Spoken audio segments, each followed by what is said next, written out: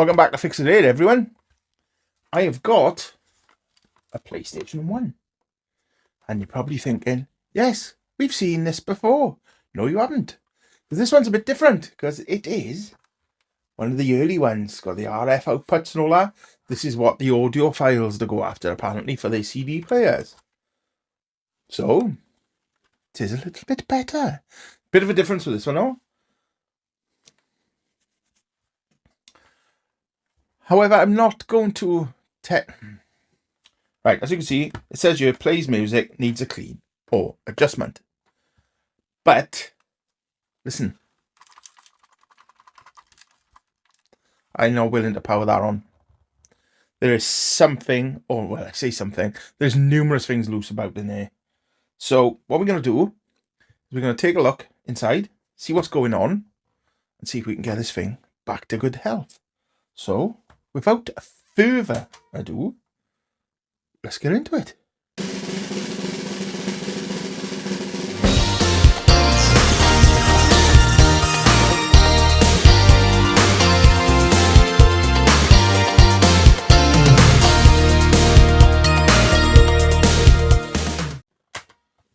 Right, so we need to get these screws out, of course.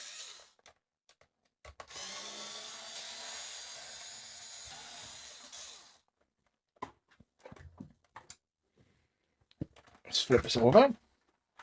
Now, aiding me today is a bit of an extra light.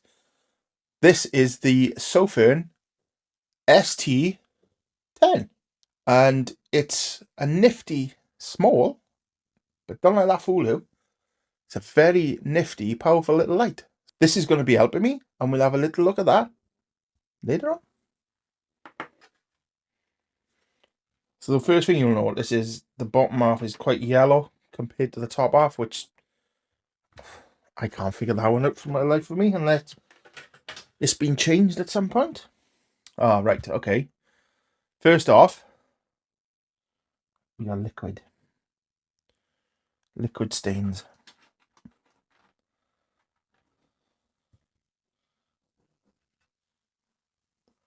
Ugh. Something's been spilt, and if you take a good look, that looks to me like pop. Pepsi, Coke, Roller Cola, whatever you have that fancies it. Right, so we need to take a look, don't we? So let's get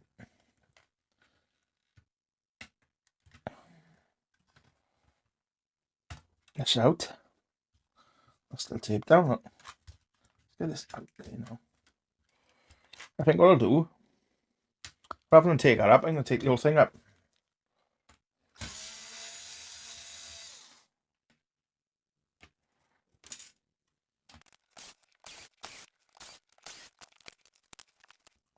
Yep. So move that out of the way.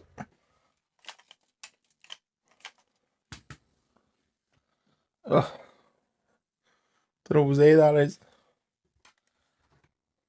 I'm going to strip this right down. Let's get it all out. Let's see what's going on here.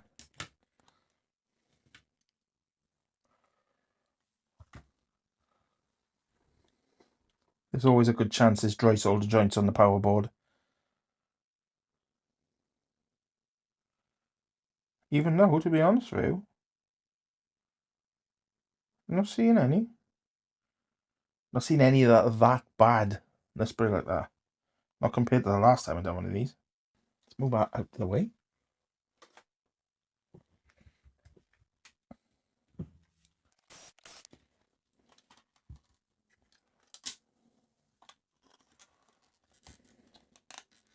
Right, I think I can see what's been rattling about. We got snapped screw towery thing here, which is there, look. Let's take this out. Ah, oh, there's quite a few bits, look. Ugh. Some liquid spill there. This has gone quite brittle. Not this everywhere, look.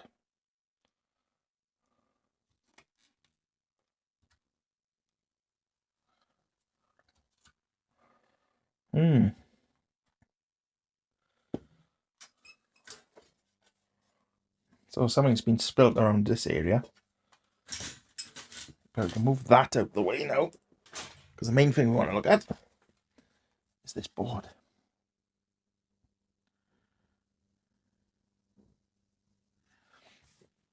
So I'll probably get a microscope out on this, but we'll have a nose about first and see if we can see anything.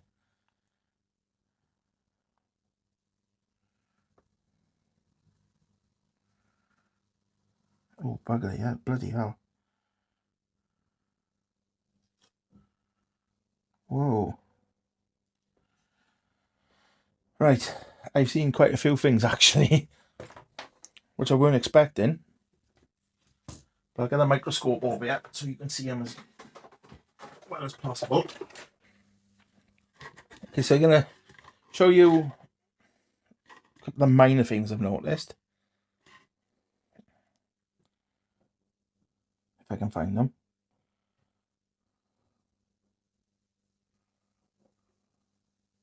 Ah, there, right.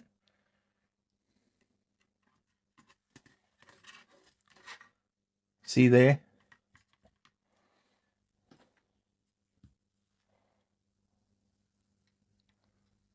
That's a bit of leakage.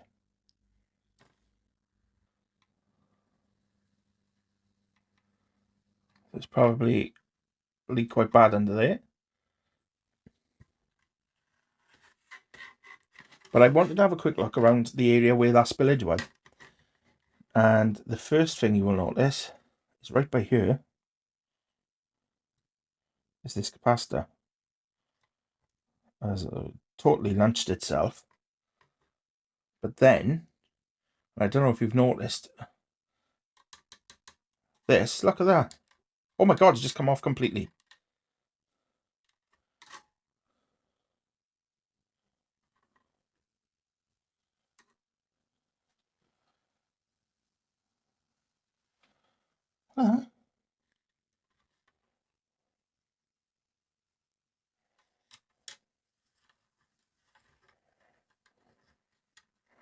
And I think that's because of the whatever's been spilt on it.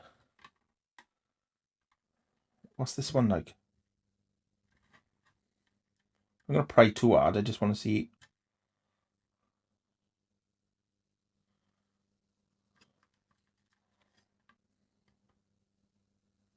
That one's quite solid.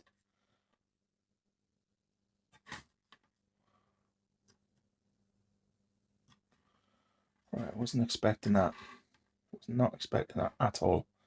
So first thing we need to do is get this chip back on. So what I'm going to do now is going to put heat into the board.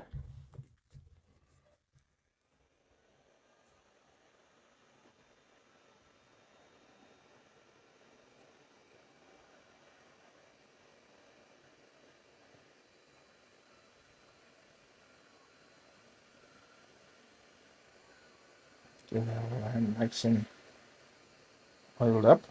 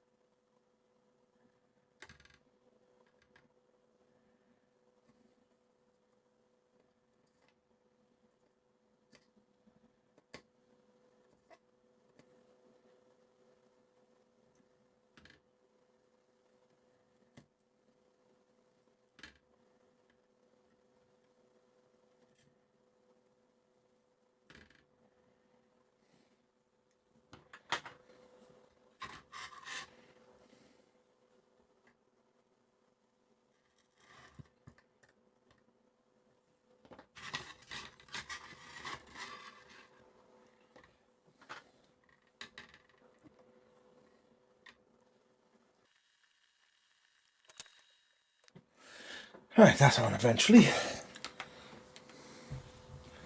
That's had a clean. So now we need to deal with that capacitor.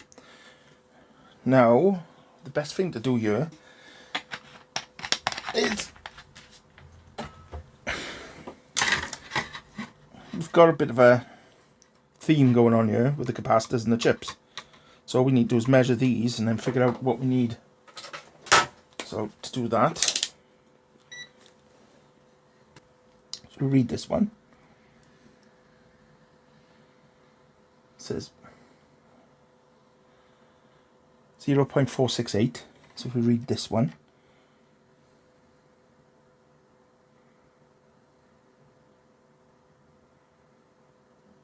.468.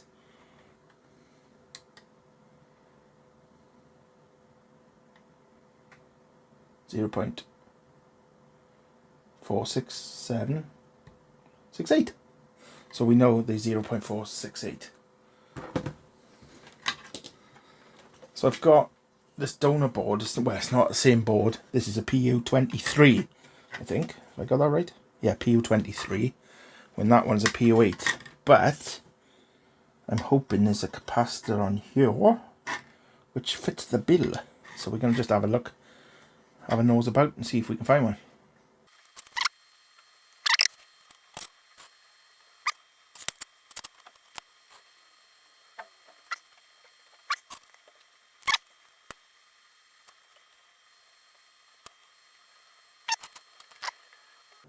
No, it's this one.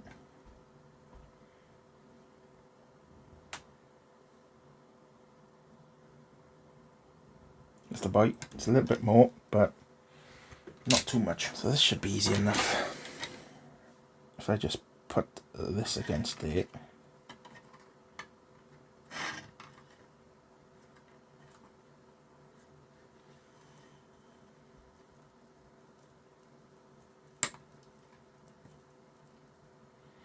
Don't worry about the melted plastic, it's a donor board. There we are. It's off. Right, it's going to be quite tricky, this is. Let's look where that is. Just put some flux there. Just try and clean it up.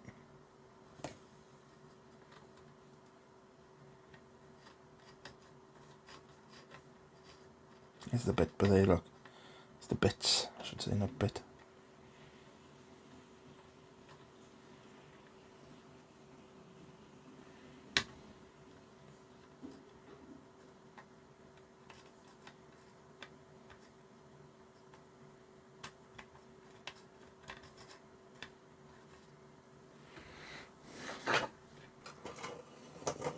Let's try and tin this area.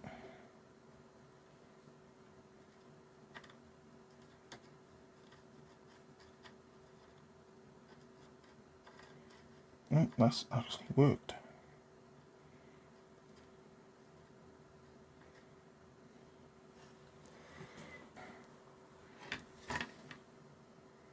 Put it there.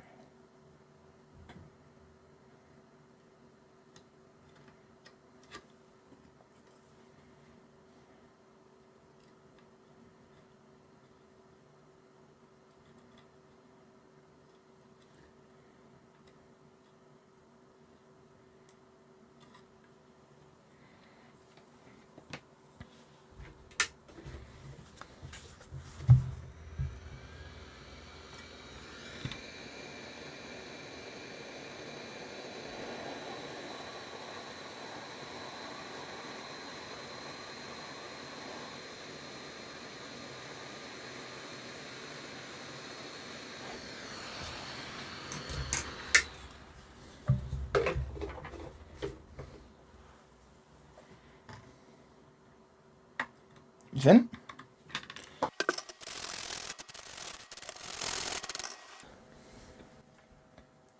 so I did see earlier that this capacitor here was leaking. Underneath was leaking.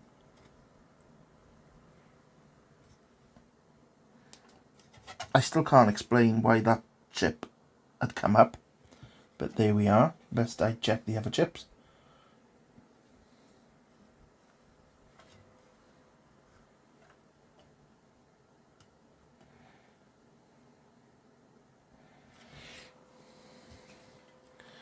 I don't know if that's a whisker or what.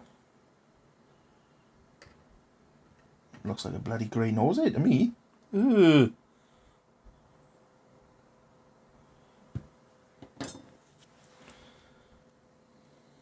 You can see whatever spilt is here, look. So it's spilt on this chip. Let's see if anything's come up. It's lifted here.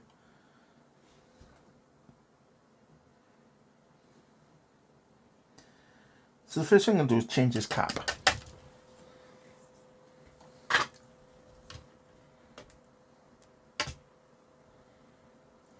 There we are.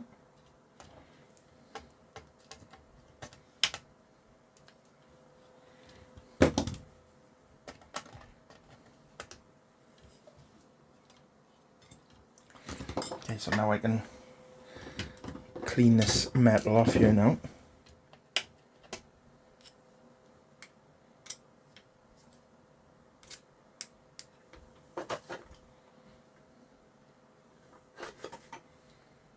And this one.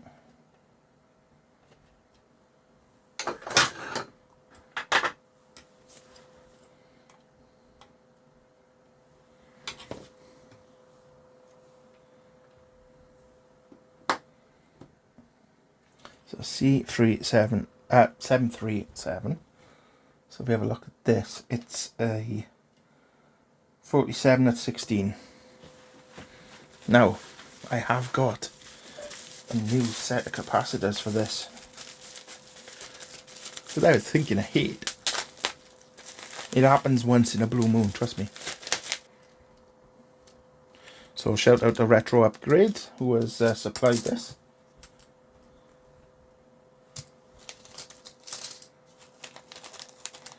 Not sponsored, I did pay for them. I'm just saying.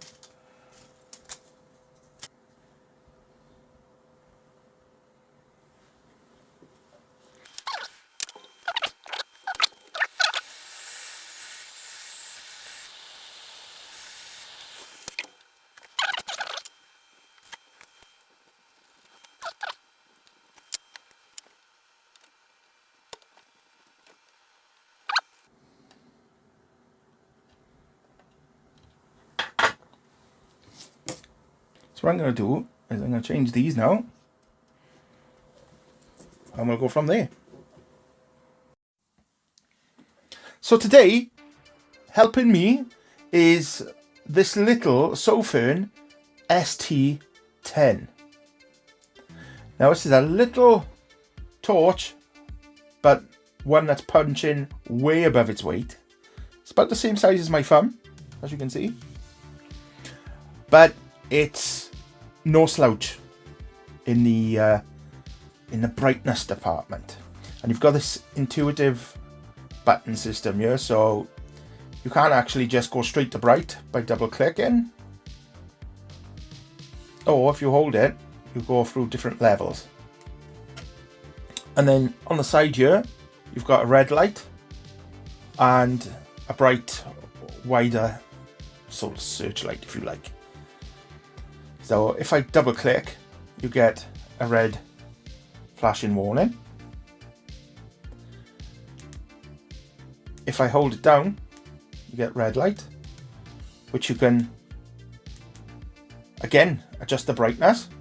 I don't think it's showing up very well here. The camera's not picking it up very well, but if I go here, you can see how red that is.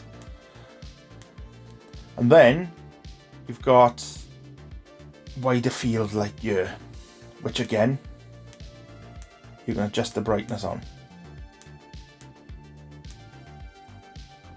So it gives you a bit of a wider field than the spotlight. It's actually really nifty because it's so small, and it's really helpful to having a look into nooks and crannies. However, it's also magnetic. So if I give you an example,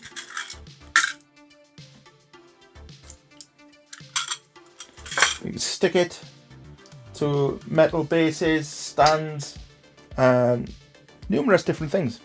So it's really handy in that sense. You've got a clip on the side which provides a good amount of force to hold it in place, and the pièce de résistance, it is rechargeable. The battery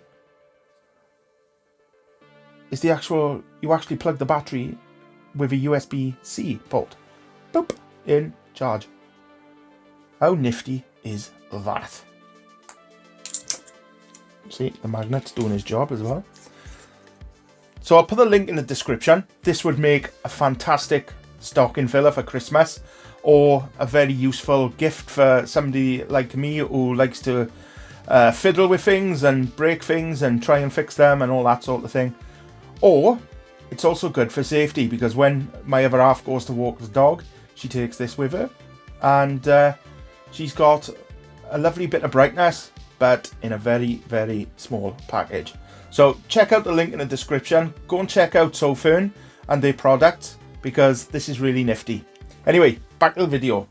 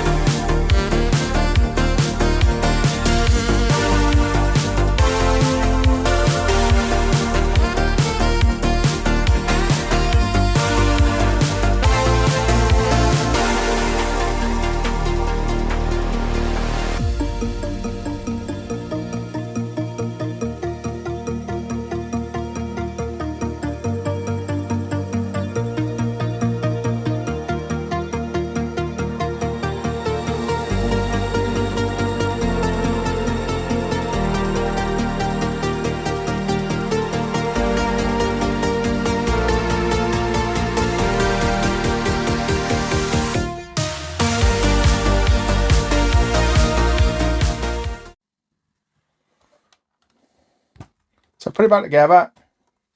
Let's see what's what. So unfortunately on this one, it hasn't worked. If you have a look. Again, something, but it's not loading up, and I think it's that chip.